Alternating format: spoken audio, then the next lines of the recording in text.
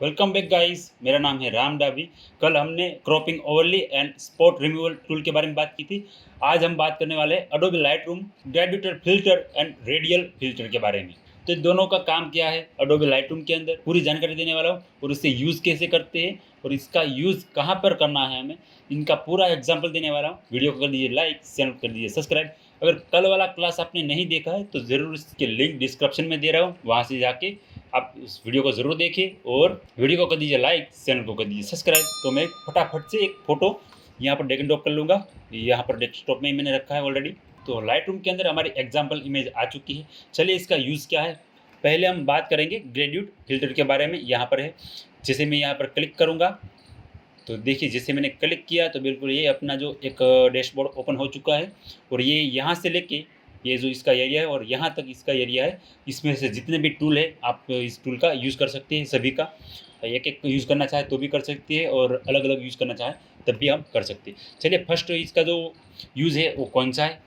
तो पहले देखिए जैसे मैंने इसको क्लिक किया यहाँ पर, तो यहाँ पर जैसे मैं क्लिक कर रहा हूँ तो ये न्यू करूँगा।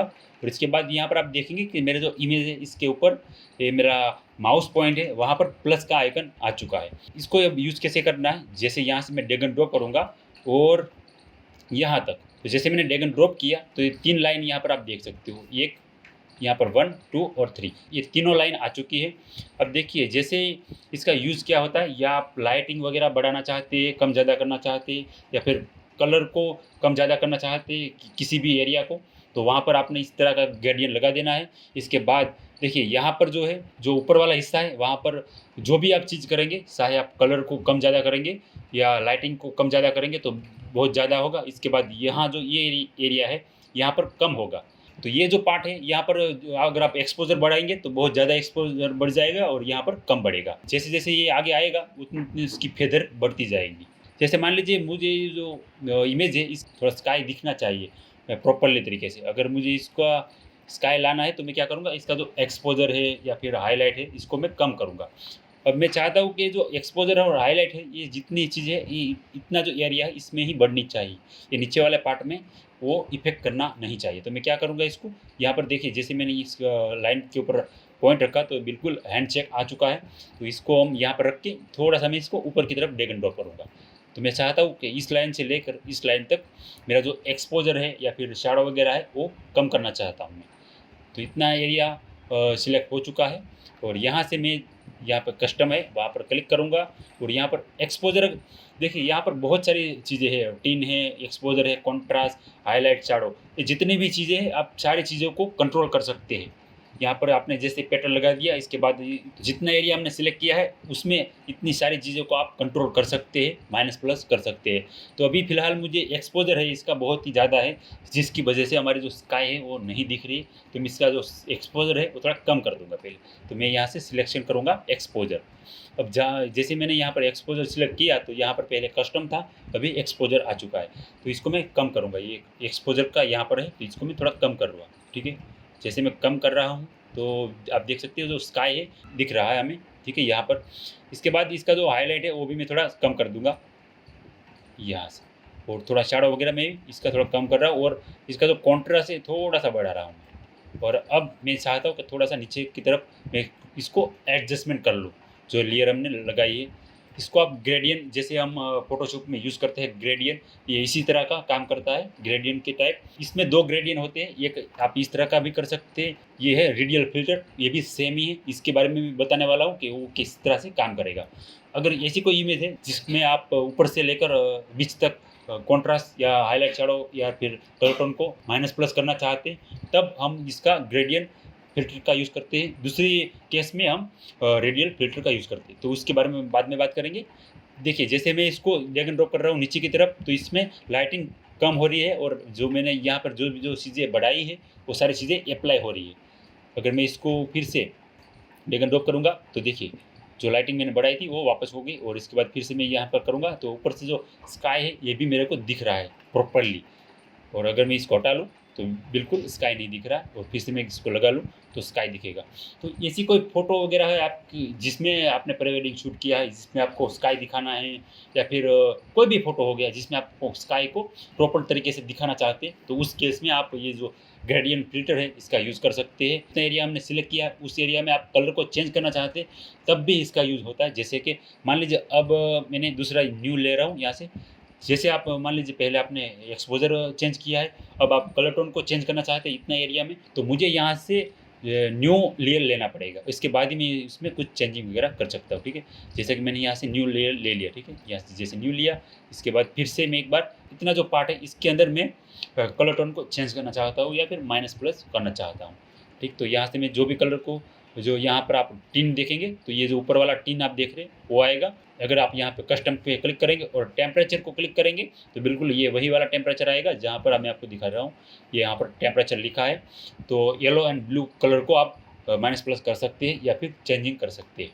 तो जैसे मैं यहाँ से मान लीजिए पहले टेम्परेचर को क्लिक किया, और यहाँ से अगर मैं टेम्परेचर को जैसे चेंज कर रहा हूँ, जैसे मैंने ब्लू किया, स्काई था उसका जो कलर है वो रिप्लेस होना स्टार्ट हो चुका है। अगर मैं इसको थोड़ा सा और नीचे लाना चाहता हूँ तो यहाँ पर क्लिक करूँगा और नीचे की तरफ ड्रैग एंड ड्रॉप करूँगा, तो ये यहाँ तक लग जाएगा। इस वाला पार्ट में नहीं लगेगा, या फिर इस वाला पार्ट में ये इफेक्ट नहीं करेगा, उतने पार्ट में ज़्यादा इफेक्ट करेगा। ये जो ऊपर वाला पार्ट है इसमें ये ज़्यादा इफेक्ट करता है।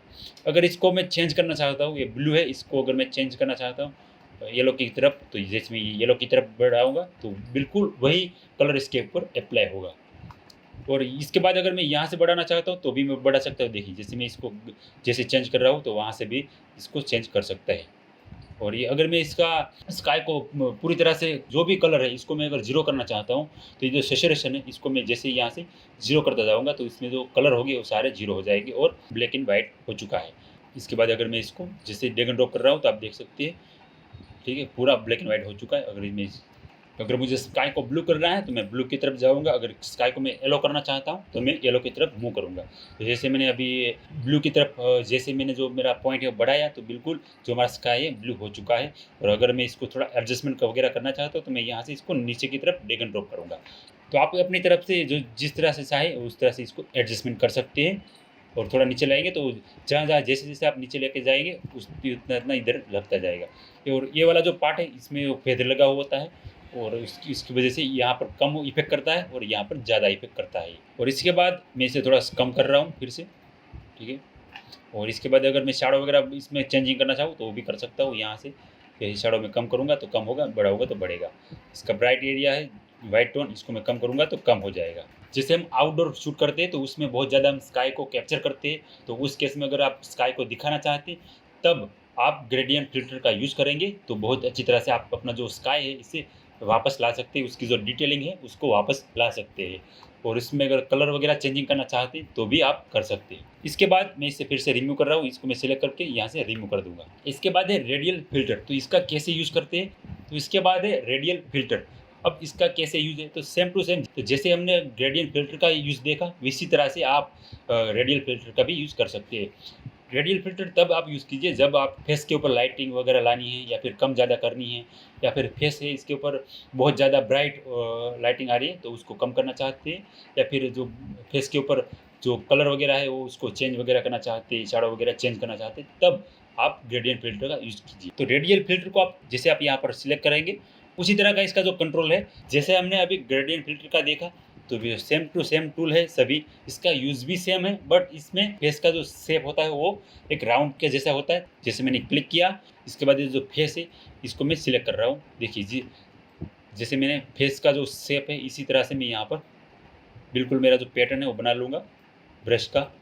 और इसको अगर आप मूव करना चाहें तो भी कर सकते हैं, यहाँ से जैसे करेंगे तो राउंड में मूव कर सकते हैं, और ये वाइट और हाइट कम ज़्यादा कर सकते हैं, और यहाँ से आप इसको जो राउंड की तरफ मूव कर सकते हैं, ठीक है। जैसे मैं इसको थोड़ा कम कर रहा हूँ। पहला जो हमने ग्रेडियंट फिल्टर देखा उसमें आप फेस के ऊपर अगर आपको ग्रेडियंट लगाना हो तो नहीं लगा पाएंगे, क्योंकि उसमें जो पैटर्न है उसका ऊपर से नीचे की तरफ मूव करेगा, ऐसा पैटर्न आपको देखने को मिलेगा। इसमें आप किसी भी फेस के ऊपर अगर लगाना चाहते हैं या फिर राउंड में लगाना चाहते हैं तो लगा सकते हैं, इसीलिए इसका नाम है रेडियल फिल्टर। दोनों का यूज़ सेम टू सेम है, दोनों का वर्क भी सेम टू सेम ही है।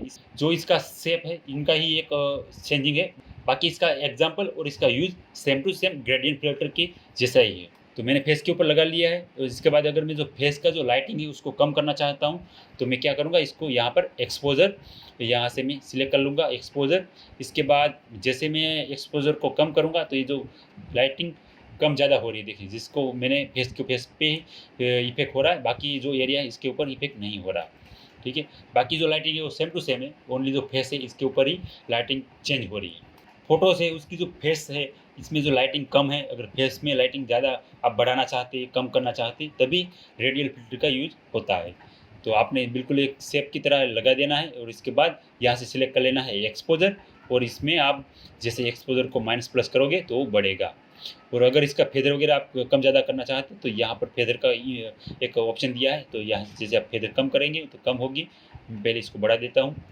ठीक है, तो जैसे मैं फेदर को बढ़ा रहा हूँ तो बढ़ेगी, कम कर रहा हूँ तो कम होगी। ठीक है, फेदर का मतलब यही होता है कि एरिया को मैच करना होता है, लेयर को मैच करना होता है।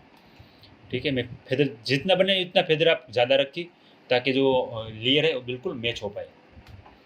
इसके बाद मैं थोड़ा सा बढ़ाऊँगा लाइटिंग को। ठीक है, अब यहाँ पर एक और भी टूल दिया गया है, इन्वर्ट। अभी मेरा जो इन्वर्ट के ऊपर क्लिक हुआ है, अगर मैं इसको हटा लूँगा तो ये जो फेस के अलावा जो भी पार्ट है इसके ऊपर ये जो हमने फ़िल्टर लगाया है ये लग जाएगा। देखिए जैसे मैं यहाँ से हटा लूँगा तो फेस पे नहीं लगा, ये जो साइड का एरिया है इसके ऊपर जो हमने फ़िल्टर लगाया है ये अप्लाई हो चुका है। तो इससे आप इनसाइड और आउटसाइड को सिलेक्ट कर सकते हो इन्वर्ट से। ठीक है, जैसे आप इन्वर्ट पे क्लिक करेंगे तो जो ये राउंड किया है इनका जो इनसाइड एरिया है ये सिलेक्ट हो जाएगा। जैसे आप इसको इन्वर्ट पे क्लिक हटा लोगे, एरिया सिलेक्ट किया है, इसका आउटसाइड का जो एरिया है वो सिलेक्ट हो जाएगा और उसके ऊपर जो फ़िल्टर वगैरह हमने लगाया है वो लग जाएगा। तो दोनों जो फ़िल्टर है इसका जो यूज़ है वो सेम टू सेम है, बस ओनली एक जो शेप है इनका ही डिफरेंस है। आप रेडियल फ़िल्टर से फेस वगैरह पे शेप लगा सकते हैं और ग्रेडियंट फ़िल्टर से आप पूरी जो इमेज है इसके ऊपर चेंजिंग वगैरह कर सकते हैं। तो आज के लिए इतना ही, फिर से मिलेंगे हम क्लास नंबर 4 में। तो वीडियो को कर दीजिए लाइक, चैनल को कर दीजिए सब्सक्राइब। फिर से मिलेंगे मज़ेदार वीडियो के साथ। Thank you, bye bye.